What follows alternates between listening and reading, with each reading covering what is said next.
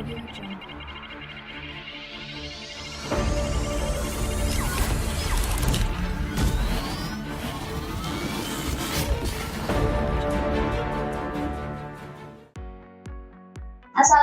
warahmatullahi wabarakatuh. Kami akan mempresentasikan proyek UAS Data Mining berupa analisis data kesehatan tidur dan gaya hidup menggunakan decision tree pada WK, Orange, dan Python. Sebelumnya, saya Dian Ayu Azizah, NPM 140, dan rekan-rekan saya Fitri Dwi dengan NPM 142, Nini Nuraini dengan NPM 144, Zara Sabita dengan NPM 146. Selanjutnya untuk pemaparan penjelasannya sebagai berikut. Sebelumnya, untuk dataset yang kami gunakan itu dataset yang diambil dari kaggle.com. Nah, itu berupa dataset sleep health dan lifestyle.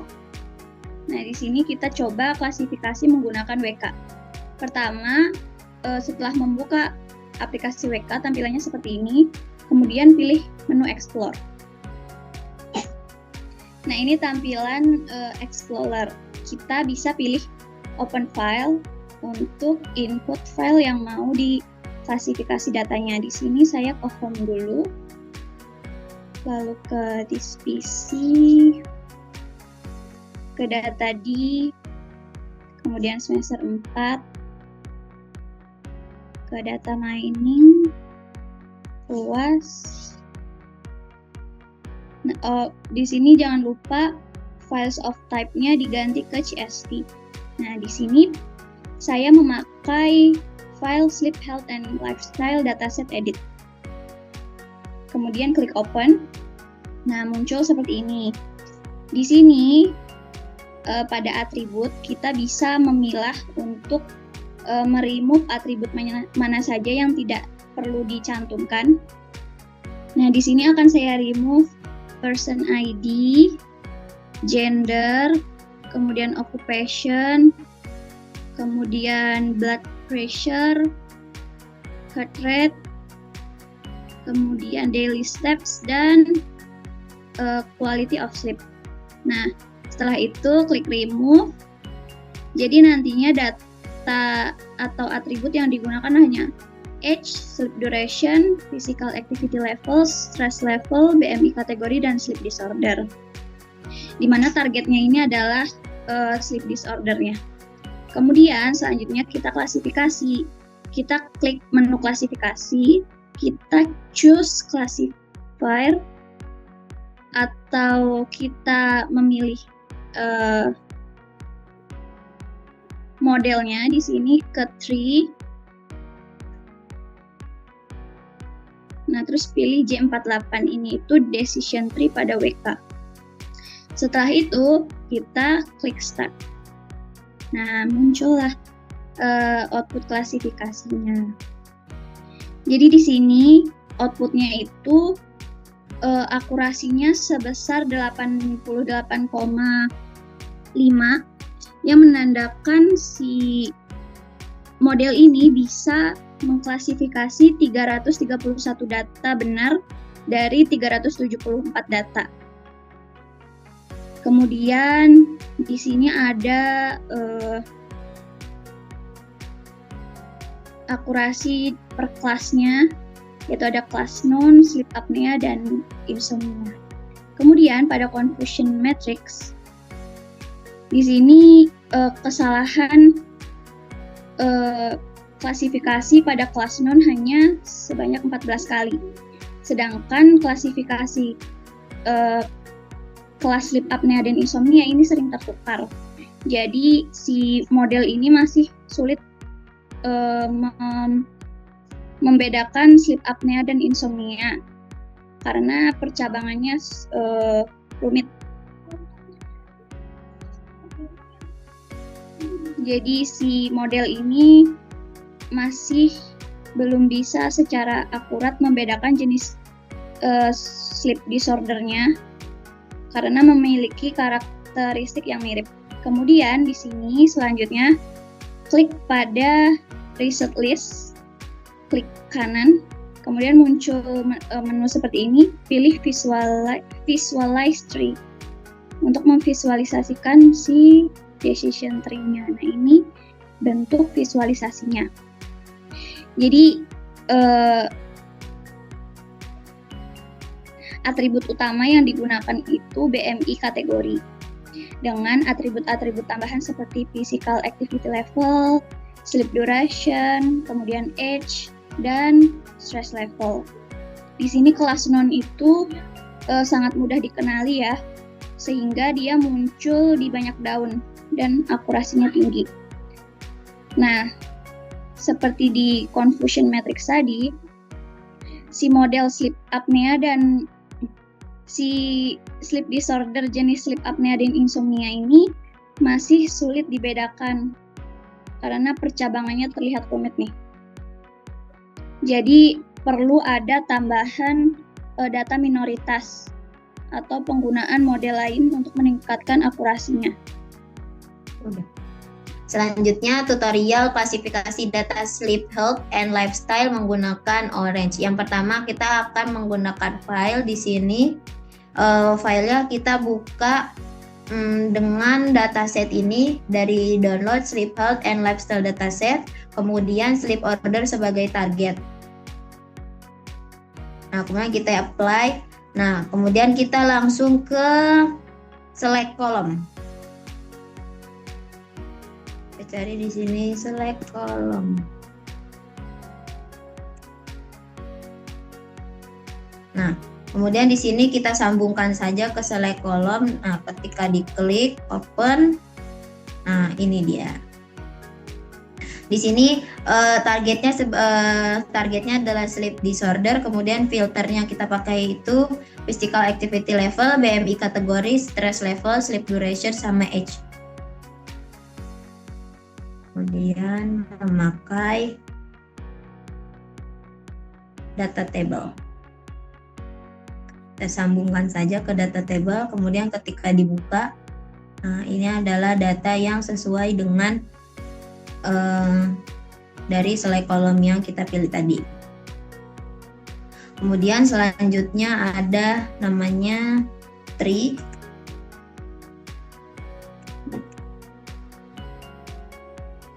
Dari select column ke tree. Nah, ketika dibuka bentukan tree-nya begini. Seperti ini. Nah, ini tidak usah diganti-ganti. Nah, kemudian ada namanya tree viewer untuk melihat model dari decision tree-nya. Nah, ada kemudian menggunakan test and score untuk melihat akurasi data dari si model decision tree yang kita gunakan. Dari select column, kemudian kita tarik ke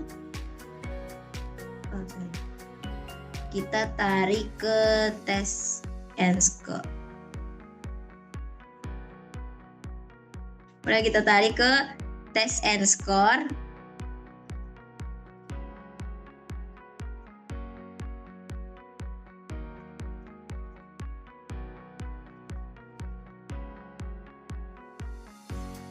Kemudian select column ke test and score dan tree ini masuk ke test and score. Nah, kemudian ini kita rapihkan dulu datanya. Nah, kemudian di sini ada namanya prediction.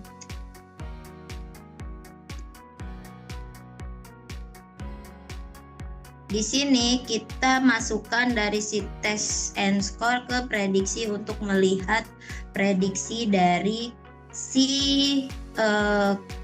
kolom data model decision tree-nya.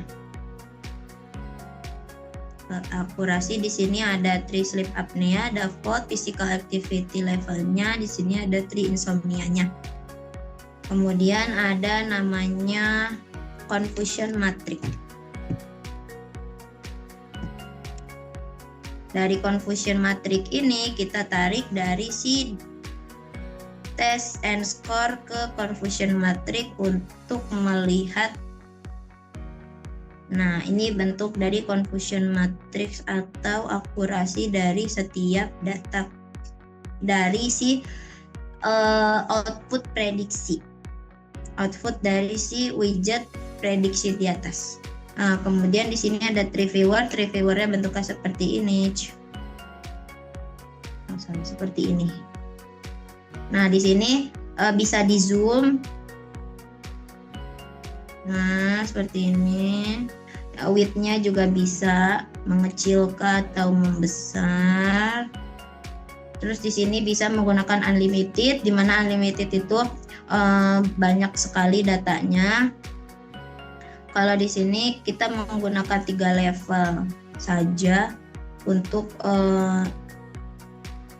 melihat lebih detail yang penting-penting saja.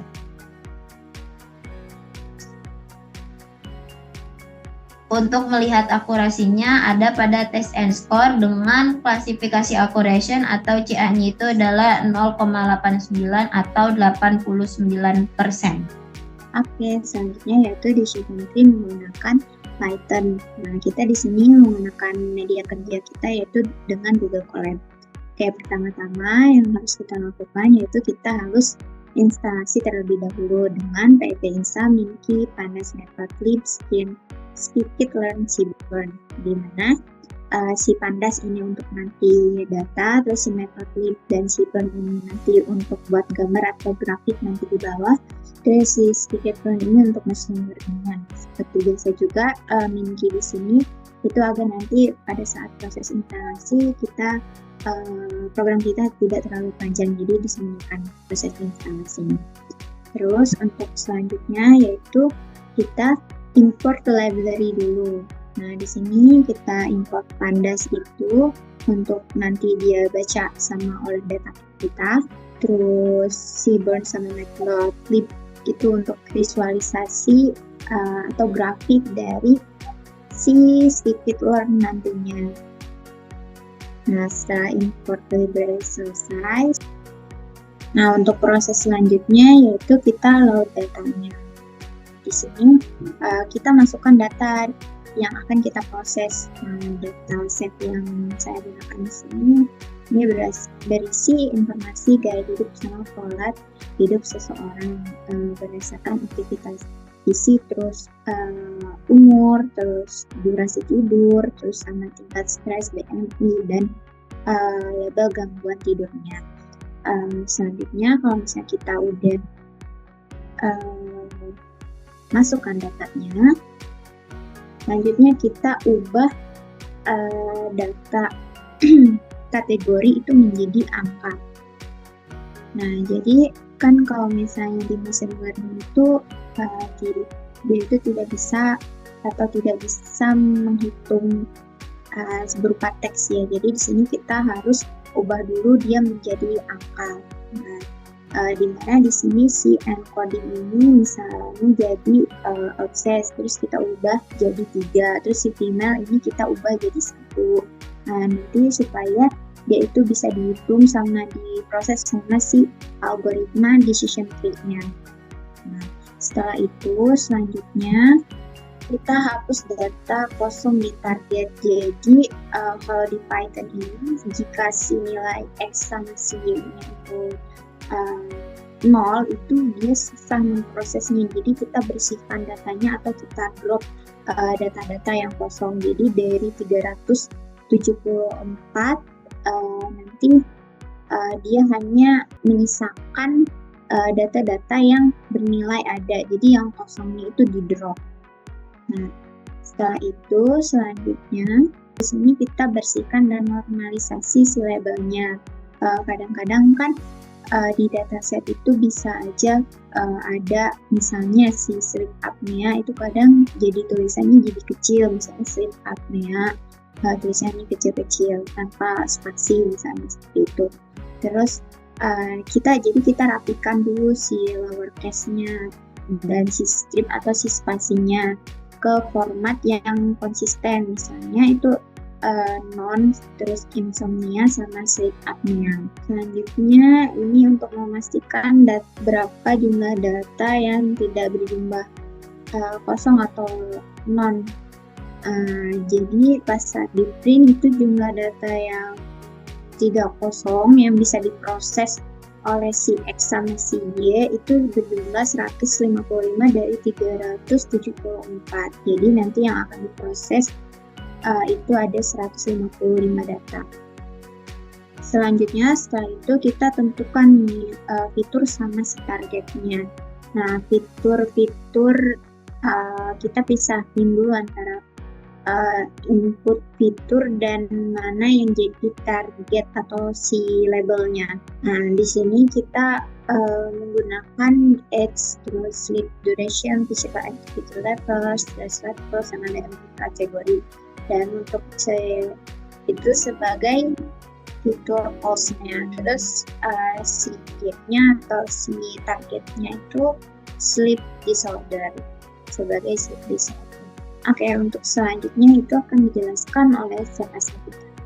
Selanjutnya merupakan proses ke-6 yaitu proses menggabungkan dan melakukan drop kepada data NaN atau non atau data yang kosong, baik fitur maupun targetnya. Nah, di sini ada variabel data final, di mana di data final ini kita akan menggabungkan nilai X dan Y, kemudian kita lakukan drop-nya juga, yaitu menghapus data yang kosong. Nah, untuk nilai X dan Y-nya bisa dilihat pada 2 baris di bawah, di mana data X-nya itu merupakan data final dengan fitur pulse atau fitur yang kita masukkan sebelumnya dari data kita. Kemudian ada data final ini berupa target yaitu sleep disorder. Selanjutnya adalah langkah ketujuh yaitu latih dan prediksi. Di sini kita akan melakukan decision tree classifier dengan random set-nya itu 42 dan kita menggunakan prediksinya itu X sama Y. Selanjutnya adalah proses ke-8. Di sini adalah proses evaluasi. Nah, proses evaluasi ini kita gunakan 3 label yaitu insomnia, sleep apnea, dan non. Di sini juga kita lakukan perhitungan coefficient matrix-nya menggunakan variabel Y, Y-pred, dan labelnya. Kemudian ada juga kita lakukan akurasi skornya untuk mengetahui apakah model yang kita buat atau kita training ini memiliki akurasi yang tinggi atau tidak. Nah, bisa dilihat di hasil outputnya, model yang kita kembangkan ini di sini memiliki akurasi sebesar 95,8%. Oke, selanjutnya merupakan kode untuk visualisasi confusion matrix-nya yang sebelumnya sudah kita hitung atau kita tuliskan kodenya. Nah, di sini kita menggunakan matplotlib untuk menggunakan fitur visualisasi di Python. Nah, bisa dilihat dari hasil outputnya merupakan di sini ada confusion matrix, sleep disorder classification dengan 3 label yang sudah kita atur sebelumnya, yaitu ada insomnia, sleep apnea, dan non. Nah, di sini bisa dilihat ada 68 data yang benar diprediksi insomnia. Dan ada 4 yang salah, kemudian ada 69 data yang diprediksi benar sebagai sleep apnea dan 2 data yang masih bimbang apakah dia sleep apnea atau bukan. Dan untuk data non-nya tidak ada karena sudah kita lakukan drop sebelumnya. Oke, selanjutnya di sini adalah kode terakhir yaitu di mana ini adalah kode visualisasi untuk decision tree-nya. Sama seperti sebelumnya kita gunakan library matplotlib. Oke, di sini adalah output dari decision tree-nya atau visualnya yang udah kita lakukan split data dan training data.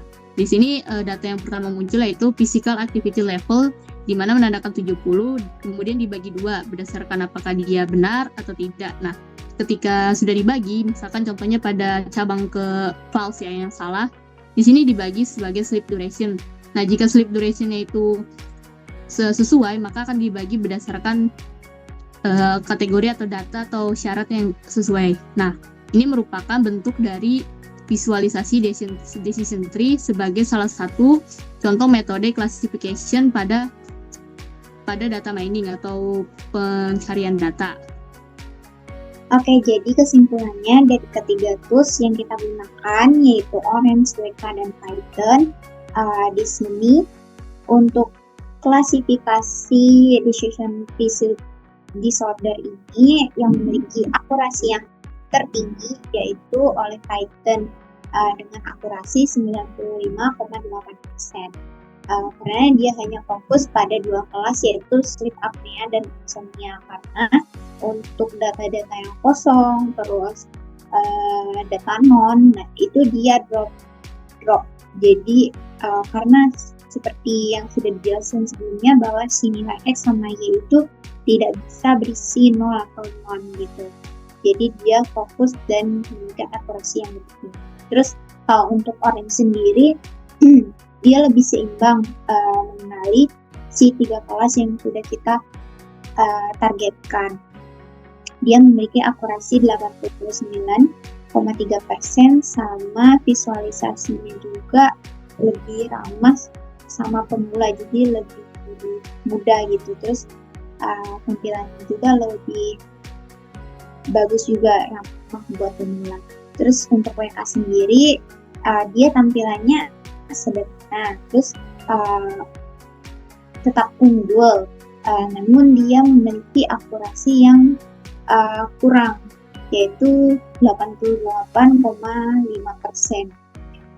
Jadi pemilihan tools itu tergantung sama kebutuhan kita. Misalnya kalau misalnya kita butuh analisis yang total, berarti kita perlu WK, karena WK itu dari semua target yang kita gunakan, dia akan analisis semuanya langsung gitu. Jadi tidak ada yang di drop atau bisa aja sih di drop. Misalnya kita bisa memilih apa aja nih, kalau apa aja yang kita pilih. Tapi analisis dia lebih detail karena semuanya diperhitungkan dia. Nah, kalau untuk Python sendiri itu lebih fleksibel juga, terus akurasinya juga lebih tinggi juga. Nah, kalau Orange tuh lebih bagus di visualisasinya saja. Sekian pemaparan dari kami mengenai analisis data kesehatan hidup dan gaya hidup menggunakan decision tree pada WK, Orange, dan Python. Terima kasih atas perhatiannya. Wassalamualaikum warahmatullahi wabarakatuh.